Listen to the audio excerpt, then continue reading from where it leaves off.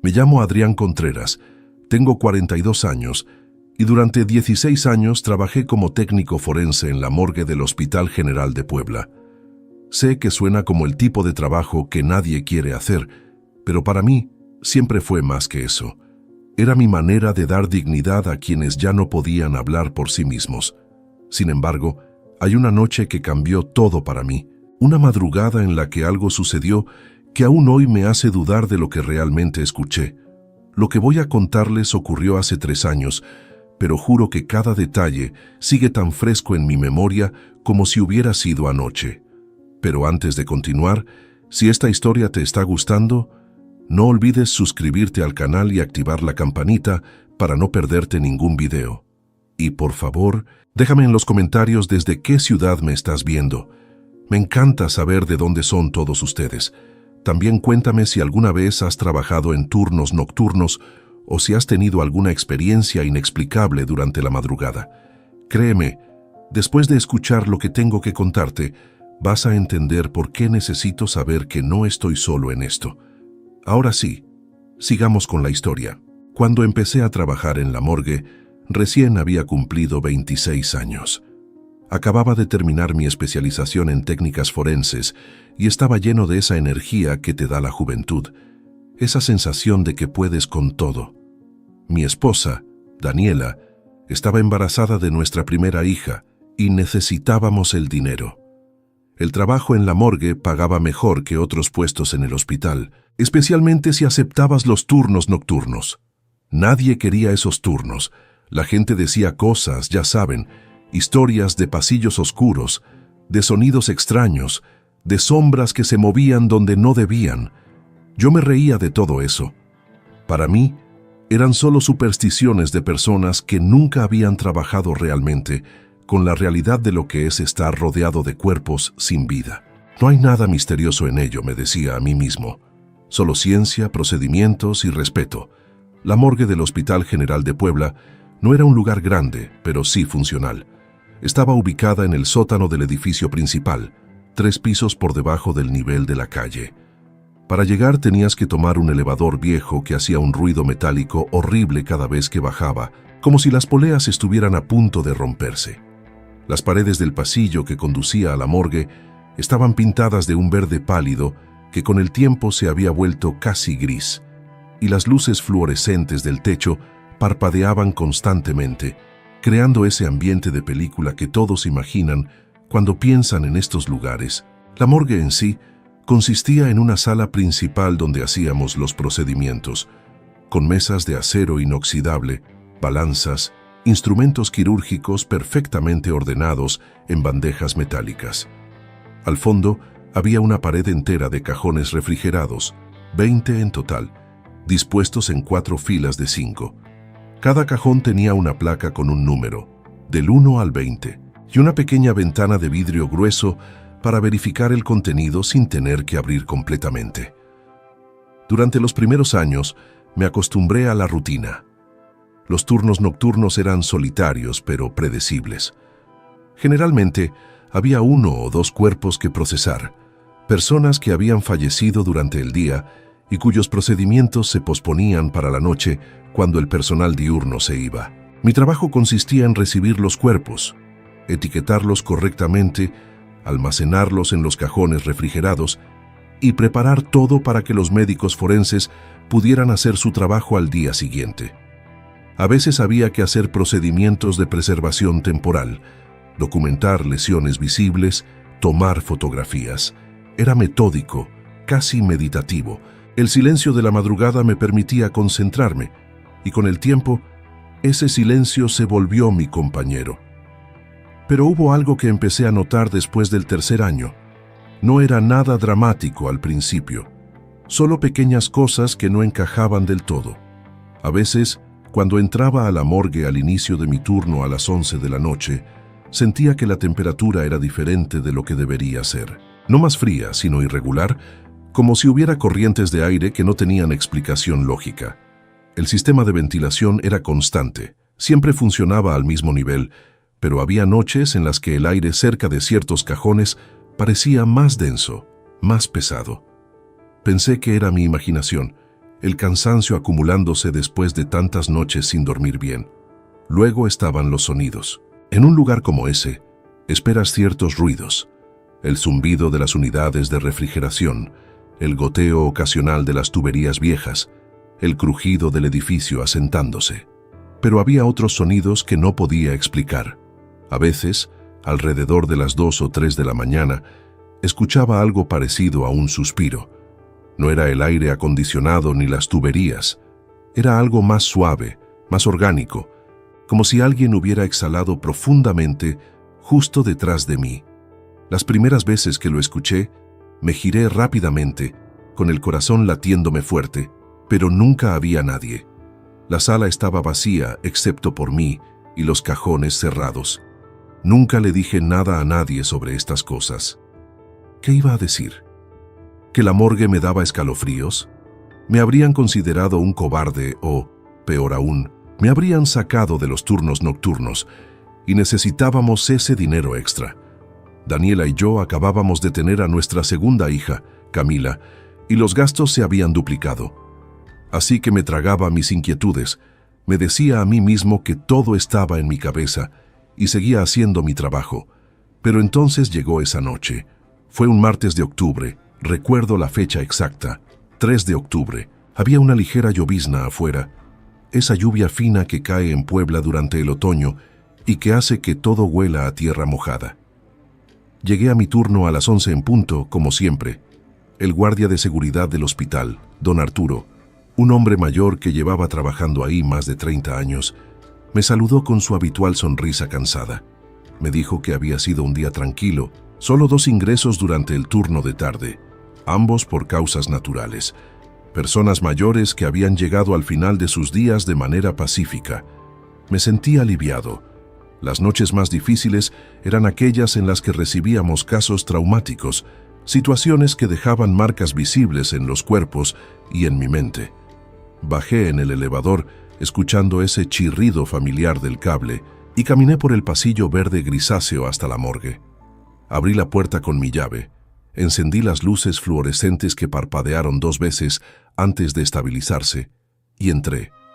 El aire estaba frío como siempre, con ese olor característico a desinfectante y metal que nunca te abandonaba completamente, incluso cuando llegabas a casa.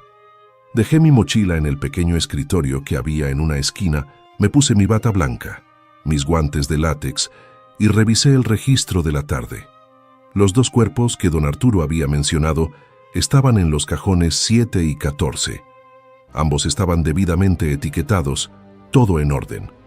Las primeras horas del turno pasaron sin incidentes. Hice mi revisión de rutina.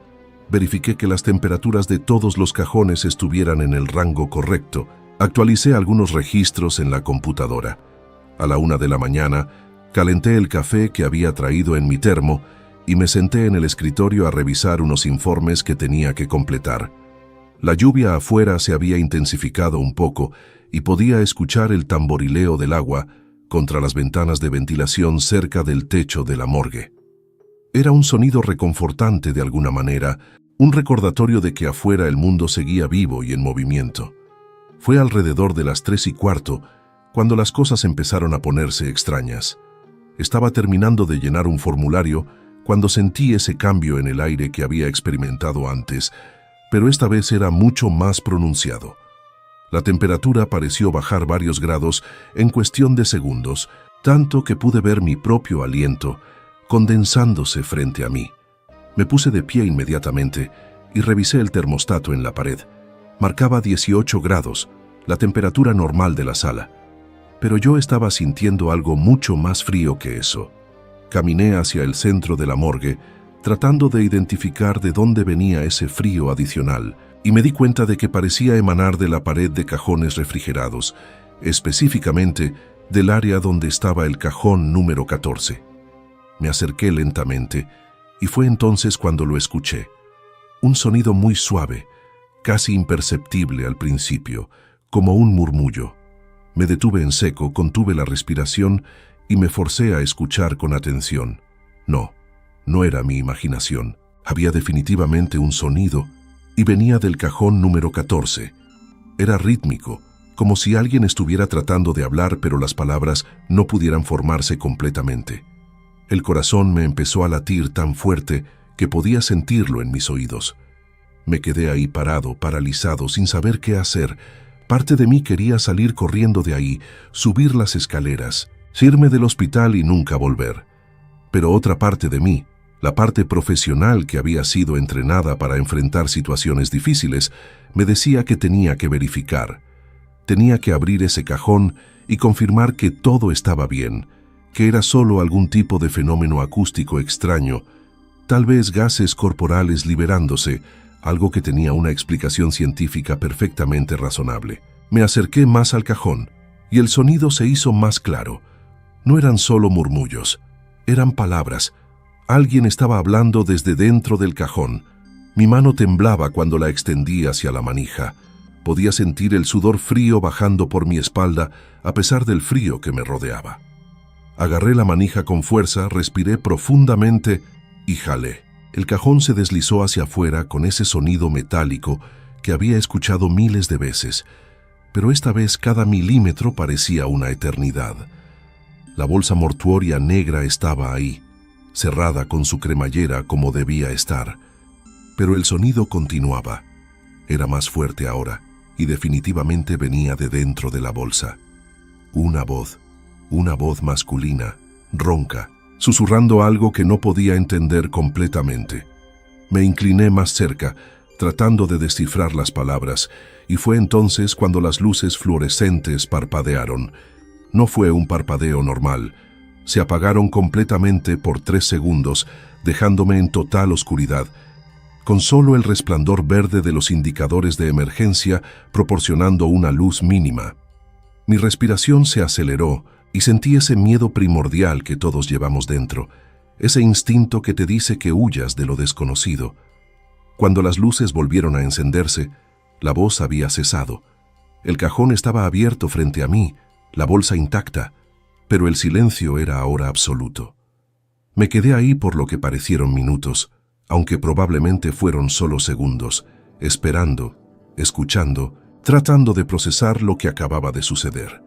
Finalmente, con las manos todavía temblando, decidí abrir la bolsa. Tenía que verificar, tenía que saber. Deslicé la cremallera lentamente y el rostro del hombre dentro se reveló.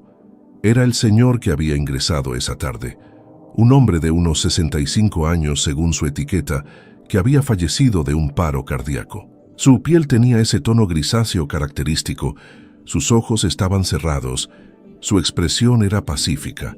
Todo parecía completamente normal.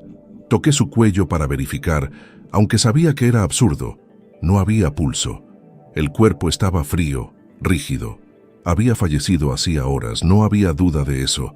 Cerré la bolsa de nuevo, deslicé el cajón de vuelta a su lugar y me alejé varios pasos. Mi mente estaba trabajando a toda velocidad, tratando de encontrar una explicación lógica. Tal vez había sido el sistema de ventilación creando un efecto de eco. Tal vez había algún conducto de aire que pasaba cerca de ese cajón y estaba amplificando sonidos de otras partes del hospital. Tal vez simplemente el cansancio acumulado de años de turnos nocturnos estaba empezando a cobrar su precio y estaba teniendo alucinaciones auditivas. Pero entonces miré el reloj en la pared. Eran las 3:47 de la madrugada. Y fue en ese momento, mientras miraba ese reloj, cuando lo escuché de nuevo. Pero esta vez no venía del cajón 14, venía del cajón 7. El otro cuerpo que había ingresado esa tarde. La misma voz susurrante, las mismas palabras indescifrables, pero ahora desde un lugar diferente. Me giré lentamente hacia el cajón número 7 y lo que vi me heló la sangre. La pequeña ventana de vidrio del cajón estaba empañada desde adentro, como si hubiera aliento condensándose en el cristal. Eso era imposible, completamente imposible. Los cuerpos en esos cajones no respiraban, no podían empañar el vidrio, pero ahí estaba claro como el día, una capa de condensación en el cristal, y en medio de esa condensación, algo más, marcas, como si alguien hubiera pasado un dedo por el vidrio desde adentro, dibujando algo. Me obligué a moverme, aunque cada instinto en mi cuerpo me gritaba que me quedara quieto. Caminé hacia el cajón 7 y a medida que me acercaba, las marcas en el vidrio se hicieron más claras. No eran dibujos aleatorios, eran letras. 3 palabras, escritas con una caligrafía torpe pero legible. No estoy listo. Sentí que mis piernas se debilitaban. Tuve que apoyarme en la pared para no caer. Esto no podía estar pasando. Tenía que ser una broma cruel de alguien, algún compañero jugándome una mala pasada. Pero estaba solo en la morgue. Las puertas estaban cerradas con llave. Nadie más tenía acceso a este lugar a estas horas, y esas palabras en el vidrio eran reales. Podía verlas claramente.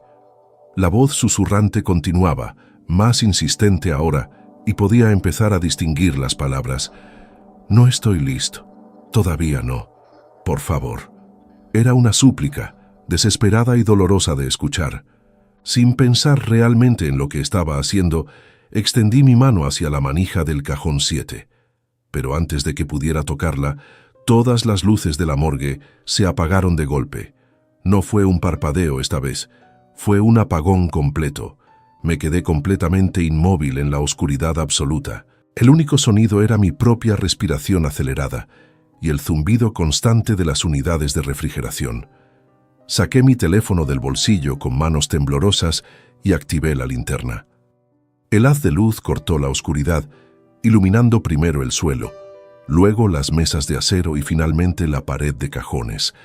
El vidrio del cajón 7 ya no estaba empañado.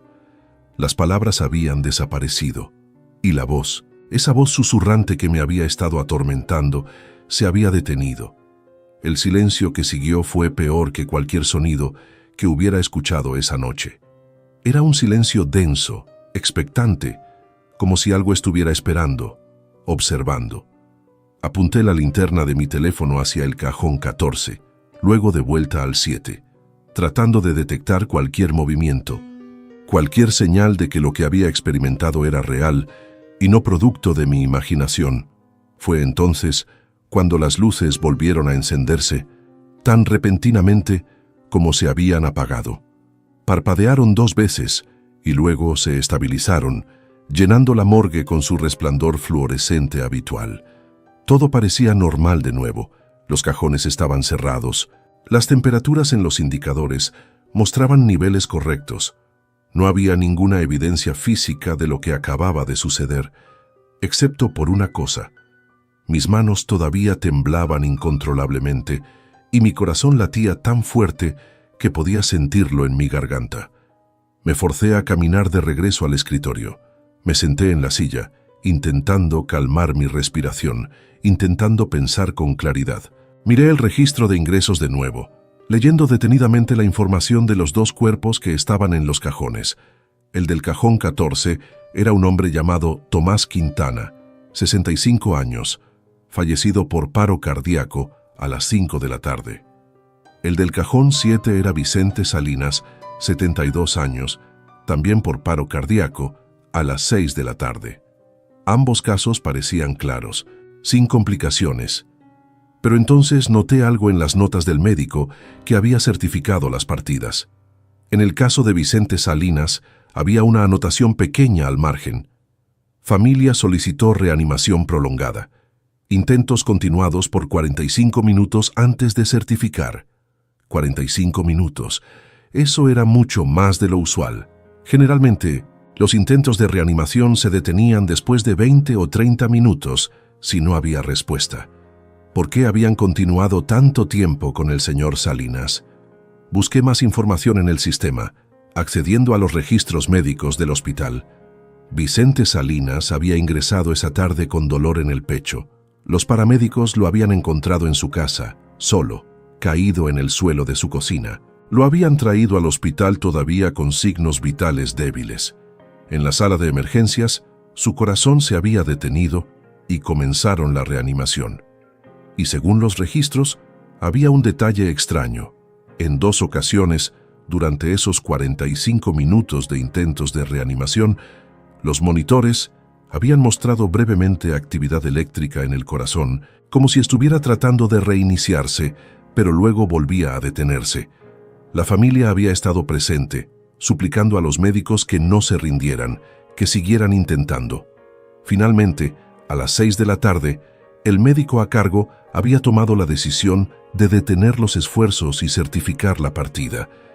Leí esa información 2 veces, 3 veces, tratando de procesar lo que significaba. ¿Era posible que Vicente Salinas, en algún nivel profundo de conciencia, hubiera estado luchando?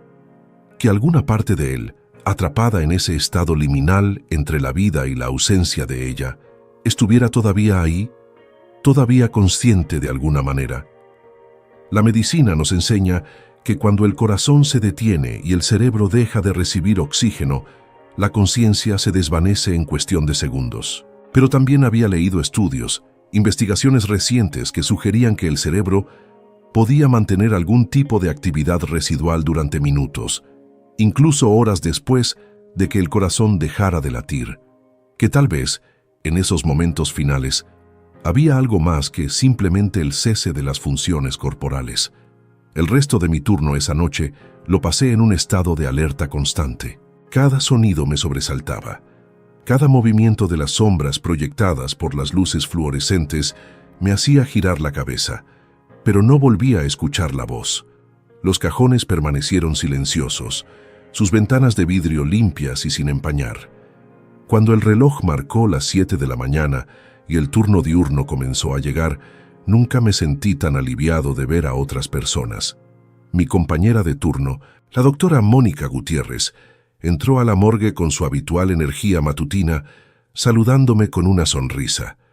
Me preguntó cómo había estado la noche, y yo simplemente le dije que había sido tranquila. No le mencioné nada de lo que había experimentado. ¿Cómo podía? ¿Cómo podía explicarle que había escuchado voces de los fallecidos, que había visto palabras escritas en el vidrio empañado desde adentro de un cajón refrigerado? Me habrían considerado perturbado. Tal vez me habrían mandado a evaluación psicológica, y tal vez tendrían razón. Pero antes de irme esa mañana, hice algo que normalmente no hacía. Esperé hasta que el médico forense llegara para hacer las revisiones del día, y me quedé para observar cuando abrieron el cajón número 7. Necesitaba ver el cuerpo de Vicente Salinas a la luz del día, con otras personas presentes, para confirmar que todo estaba como debía estar. El doctor Ramírez, el forense principal, abrió el cajón con eficiencia profesional, deslizó la bolsa mortuoria afuera y abrió la cremallera. El rostro de Vicente Salinas se reveló de nuevo y el doctor comenzó su examen preliminar.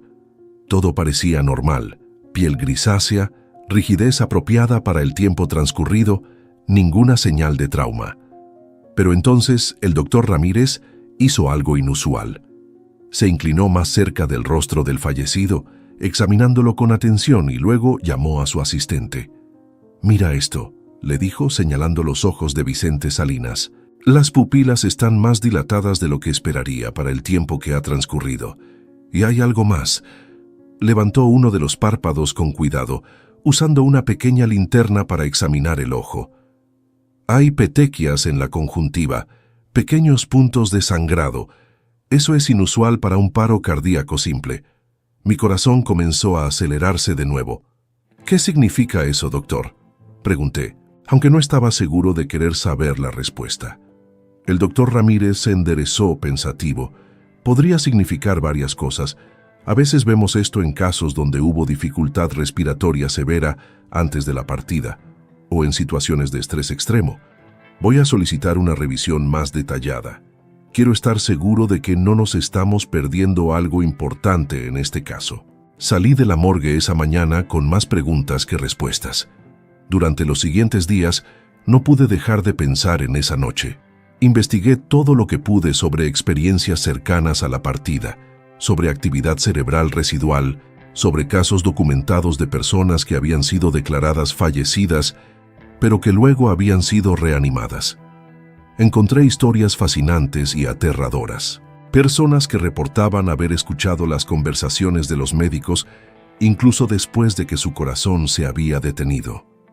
Otros que describían una sensación de estar atrapados, de no poder moverse ni comunicarse, pero estar completamente conscientes de lo que sucedía a su alrededor. Descubrí que había un nombre para esto: conciencia cognitiva durante un paro cardíaco. Estudios recientes habían mostrado que en algunos casos el cerebro mantenía cierto nivel de actividad eléctrica durante varios minutos después de que el corazón dejaba de latir. Y en casos raros, muy raros, esa actividad podía persistir incluso más tiempo, especialmente si la temperatura corporal había bajado rápidamente, lo que podía preservar el tejido cerebral por periodos más prolongados. Pero nada de lo que leí podía explicar completamente lo que había experimentado. Las voces que había escuchado, las palabras en el vidrio, la sensación abrumadora de que alguien estaba tratando desesperadamente de comunicarse conmigo. Parte de mí quería creer que había sido mi imaginación, el resultado del agotamiento y el estrés acumulado. Pero otra parte de mí, una parte que no podía ignorar, sabía que lo que había experimentado era real. Una semana después, solicité una reunión con el director del departamento de patología.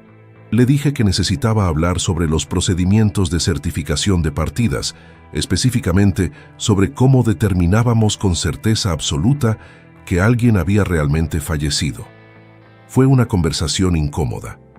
El director me miró con preocupación, preguntándome si todo estaba bien, si había algo que me estuviera molestando. Le aseguré que simplemente quería entender mejor los protocolos, que quería ser más meticuloso en mi trabajo.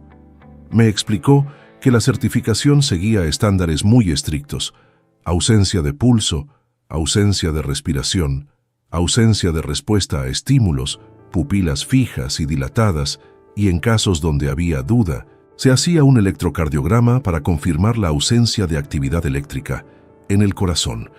Me dijo que estos protocolos habían sido refinados durante décadas y eran extremadamente confiables, que los errores, los casos de personas declaradas fallecidas que realmente no lo estaban, eran extraordinariamente raros en la medicina moderna.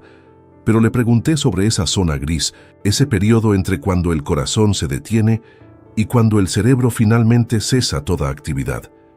Era posible que durante ese tiempo, algunos minutos tal vez, la persona todavía estuviera ahí de alguna manera, consciente pero incapaz de comunicarse. El director se quedó en silencio por un momento y luego me dijo algo que nunca olvidaré. «Adrián», me dijo, «la línea entre la vida y su ausencia no es tan clara como nos gustaría pensar. Es un proceso, no un momento único. Y sí, hay investigaciones que sugieren que durante ese proceso de transición puede haber momentos de conciencia residual. Pero para propósitos prácticos, cuando certificamos la partida de alguien, estamos diciendo que ese proceso es irreversible, que no hay regreso posible. Eso no significa necesariamente que no haya algún tipo de experiencia subjetiva durante esos momentos finales. Simplemente significa que, médicamente, hemos determinado que la persona no puede ser traída de vuelta». Sus palabras me dieron algo de consuelo, pero también aumentaron mi inquietud. Si había momentos de conciencia durante ese proceso de transición, ¿qué experimentaban esas personas? ¿Tenían miedo? ¿Sentían dolor? ¿Estaban tratando de aferrarse a la vida o estaban listos para dejarse ir? Durante las siguientes semanas, continué trabajando mis turnos nocturnos, aunque ahora con una sensación diferente. Ya no veía la morgue como un simple lugar de almacenamiento temporal y procesamiento. La veía como un espacio liminal, un lugar donde las personas pasaban sus últimos momentos de existencia física antes de... ¿Antes de qué? Esa era la pregunta que no podía responder. Hubo otras noches extrañas después de aquella, nunca tan intensas como la noche del 3 de octubre, pero definitivamente inusuales, sonidos que no podía explicar completamente, cambios de temperatura que no tenían sentido lógico, y una vez, solo una vez más, vi brevemente algo escrito en el vidrio empañado de un cajón. Esta vez eran solo 2 palabras: gracias y paz. Para cuando llamé a alguien más para que lo viera, la condensación se había evaporado y las palabras habían desaparecido. Empecé a cambiar la manera en que trataba a los cuerpos que llegaban a mi cuidado. Siempre había sido respetuoso, por supuesto, pero ahora agregaba algo más. Cuando recibía un nuevo ingreso y lo colocaba en el cajón, le hablaba. No en voz alta, pero sí en mi mente. Les decía que estaban a salvo, que estaban siendo cuidados con dignidad, que podían descansar. No sé si servía de algo, si alguien o algo podía escucharme, pero me hacía sentir mejor, como si estuviera honrando no solo sus cuerpos, sino también cualquier vestigio de conciencia que pudiera permanecer. Mi esposa notó el cambio en mí. Daniela me preguntaba por qué llegaba a casa cada mañana más pensativo, más callado. Le decía que era simplemente el cansancio del trabajo, las largas noches, pero ella me conocía demasiado bien. Una noche, después de que las niñas se habían ido a dormir, se sentó conmigo en la sala y me tomó de la mano. «Adrián, algo te está pasando», me dijo con esa voz suave pero firme que usaba cuando sabía que necesitaba ser honesta conmigo. «No sé qué es, pero puedo verlo en tus ojos. Estás preocupado por algo. ¿Tiene que ver con el trabajo?» Y ahí, en la seguridad de mi hogar, con la mujer que amaba mirándome con preocupación genuina, finalmente me permití hablar. Le conté todo. La noche del 3 de octubre, las voces que había escuchado, las palabras en el vidrio, mis investigaciones posteriores sobre conciencia residual. Esperaba que me mirara como si me hubiera vuelto loco, pero en lugar de eso, ella simplemente asintió y apretó mi mano con más fuerza. «No creo que estés imaginando cosas», me dijo después de un largo silencio. «Mi abuela, antes de partir, me contó sobre cuando trabajaba como enfermera hace muchos años. Me dijo que hay momentos en los que las personas que están en ese proceso final, que están entre dos mundos, a veces intentan comunicarse, que escuchan cosas, ven cosas que otros no pueden. No es locura, Adrián. Es simplemente que estás en un lugar donde esa frontera es muy delgada y tal vez eres más sensible a esas cosas de lo que otros son». Sus palabras me dieron una perspectiva diferente. Tal vez no estaba perdiendo la razón. Tal vez simplemente estaba siendo testigo de algo que la mayoría de las personas nunca experimentan. Algo que la ciencia todavía no puede explicar completamente. Y tal vez, solo tal vez, había una razón por la que esas experiencias me estaban sucediendo a mí específicamente. Pasaron los años y continué trabajando en la morgue. Ya no tenía miedo de los turnos nocturnos, aunque seguía manteniéndome alerta y respetuoso de lo que pudiera suceder. Las experiencias extrañas se volvieron menos frecuentes con el tiempo, pero nunca desaparecieron completamente. Y aprendí a aceptarlas como parte del trabajo, como recordatorios de que hay aspectos de la existencia humana que van más allá de lo que podemos medir y cuantificar. Hace 3 años, tomé la decisión de dejar mi puesto en la morgue. No fue por miedo ni por trauma, fue porque había llegado a un punto en el que sentía que había aprendido todo lo que necesitaba aprender de ese lugar. Mis hijas habían crecido. Ya no necesitábamos el dinero extra de los turnos nocturnos tanto como antes. Y francamente, 16 años trabajando en ese ambiente habían comenzado a cobrar su precio, no solo mentalmente, sino también físicamente. Ahora trabajo como consultor en protocolos forenses, ayudando a hospitales a mejorar sus procedimientos y entrenar a nuevo personal. Es un trabajo más tranquilo, con horarios diurnos normales, y puedo pasar más tiempo con mi familia. Pero nunca olvidaré mis años en la morgue, y especialmente nunca olvidaré esa noche del 3 de octubre. A veces, cuando hablo con estudiantes o con nuevo personal que va a trabajar en morgues, les comparto algunas de mis experiencias. No todas, porque no quiero asustarlos innecesariamente, pero sí las suficientes para que entiendan que el trabajo no es solo sobre procedimientos y protocolos, es sobre respetar la dignidad humana en su forma más vulnerable. Es sobre reconocer que incluso en esos momentos finales, incluso cuando todos los signos médicos indican que una persona ya no está presente, puede haber algo más sucediendo que no podemos ver ni medir. Les digo que si alguna vez experimentan algo que no pueden explicar, que no lo ignoren ni lo descarten inmediatamente como imaginación. Que lo documenten mentalmente, que lo consideren con seriedad, pero también que no dejen que les cause miedo paralizante. Porque si hay algo que aprendí de todos esos años, es que lo desconocido no necesariamente es malévolo. A veces simplemente es desconocido. Y les recuerdo que cada cuerpo que pasa por sus manos fue una persona con una historia, con amores y miedos, con sueños cumplidos y otros que quedaron pendientes, que merecen ser tratados con la máxima dignidad y respeto, no solo porque es lo correcto profesionalmente, sino porque es lo correcto como seres humanos. La noche del 3 de octubre me cambió. No me convirtió en alguien que cree ciegamente en lo sobrenatural, ni en alguien que rechaza la ciencia. Más bien me convirtió en alguien que entiende que la ciencia todavía tiene mucho que aprender sobre la conciencia, sobre ese misterio profundo de lo que significa estar vivo y lo que sucede cuando esa vida llega a su fin. Me enseñó humildad ante lo que no puedo explicar y respeto por los límites de nuestro conocimiento actual. Todavía pienso en Vicente Salinas y en Tomás Quintana, los dos hombres cuyos cuerpos estaban en la morgue esa noche. Me pregunto qué habrían querido decirme si hubieran podido. Me pregunto si realmente había algo de su conciencia todavía presente en esos momentos, luchando por comunicar algo importante, o si simplemente fueron fenómenos físicos que mi mente interpretó de cierta manera debido al contexto y mi estado emocional. La verdad es que probablemente nunca lo sabré con certeza, y con los años he llegado a estar en paz con esa incertidumbre. No todas las preguntas necesitan respuestas definitivas.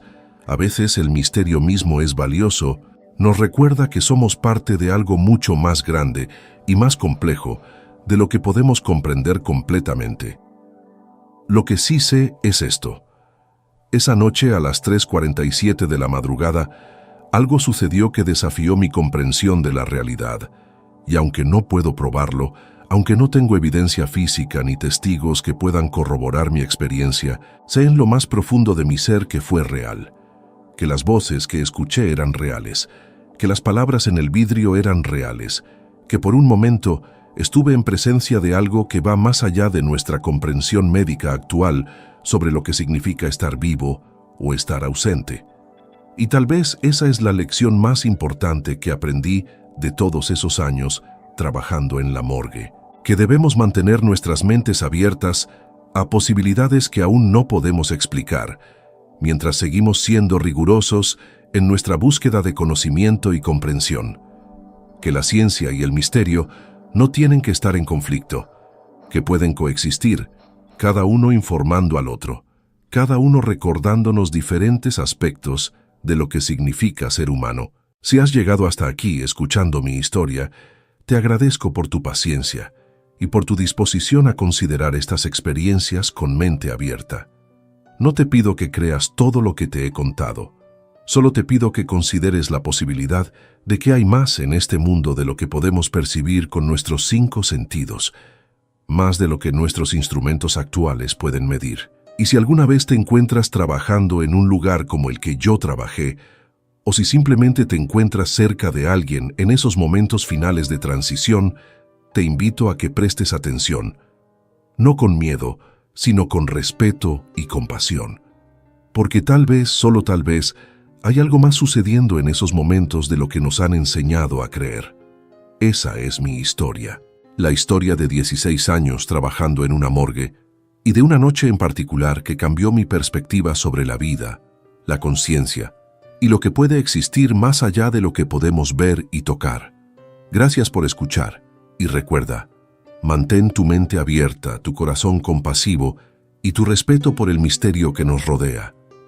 Y como te dije al principio, si esta historia te ha impactado de alguna manera, por favor déjame saber en los comentarios desde qué ciudad me estás viendo. Cuéntame si has tenido experiencias similares, si has trabajado en turnos nocturnos en hospitales o morgues, o si simplemente tienes pensamientos sobre lo que he compartido. Me encanta leer sus historias y saber que no estoy solo en haber experimentado cosas que desafían explicación fácil. Y por supuesto, no olvides suscribirte al canal y activar las notificaciones para no perderte las próximas historias que compartiré. Hasta la próxima, y que tengan todos una buena noche, especialmente aquellos de ustedes que trabajan en turnos nocturnos. Cuídense mucho.